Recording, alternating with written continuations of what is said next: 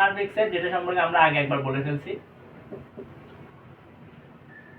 সার্বিক সেটের পর আরেকটা সেট সম্পর্কে জানবো, এটা হচ্ছে পূরক সেট।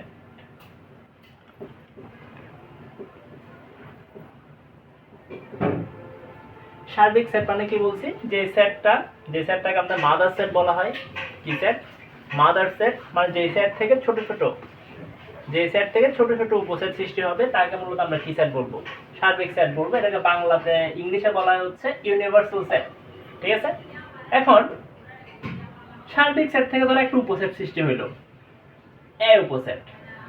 আচ্ছা, আরেকটু ক্লিয়ার করি, সার্বিক সেটকে প্রথম ইউ দিয়ে প্রকাশ করা হয়। কি দিয়ে প্রকাশ করা হয়? ইউ দিয়ে। ধর আমি বললাম হচ্ছে ইউ সমান হচ্ছে আমাদের 1 2 3 4 5। এটা হচ্ছে আমাদের ইউ সমান। বললাম হচ্ছে ইউ থেকে একটা উপসেট সৃষ্টি হলো যার নাম হচ্ছে আমাদের এ। তাহলে এর ইউ এর কয়েকটা উপাদান এতে থাকবে, যেমন আমরা দিলাম হচ্ছে 1 2 3। ঠিক আছে না?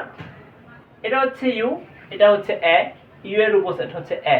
তাহলে পূরক সেট জিনিসটা কি? পূরক সেটকে আমরা প্রকাশ করব হচ্ছে প্রাইম দিয়ে। তাই আমাকে এখন যদি প্রশ্ন করা হয় এ এর পূরক সেট কোনটা, কি বলছি? এ এর পূরক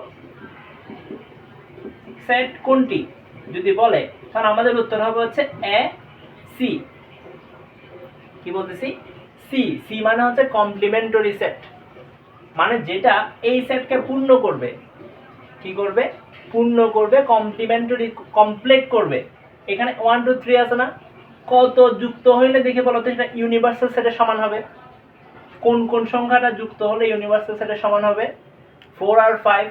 তাহলে এ সি এর উত্তর হচ্ছে 4 আর 5। যারা মূলত এই সেটটাকে ইউনিভার্সাল সেটের সাথে মিলাই ফেলবে সেই উপাদানগুলোকে আমরা কমপ্লিমেন্টারি বা পূরক বলি। কিন্তু কথা হচ্ছে এভাবে তো করা যাবে না, কারণ ইউনিভার্সাল সেট অনেক কিছু থাকতে পারে। তাহলে এটার মেথড কি? মেথড একদম সোজা, সেটা হচ্ছে আমাদের ইউ থেকে ওই সেটটাকে বাদ দিতে হবে। ইউ থেকে ওই সেটটাকে কি দিতে হবে? বাদ। তাহলে আমাকে যদি কোনোদিন প্রশ্ন করা হয় কমপ্লিমেন্টারি সেট কত, কিভাবে বের করব? আমরা ইউ থেকে ওই সেটটাকে কি দিব? বাদ দেব। সার্বিক সেট থেকে ওই সেটটাকে আমরা কি দেব? বাদ দেব। বাদ দিয়ে যে অ্যানসারটা আসবে ওটাই আমাদের কি সেট? Universal set.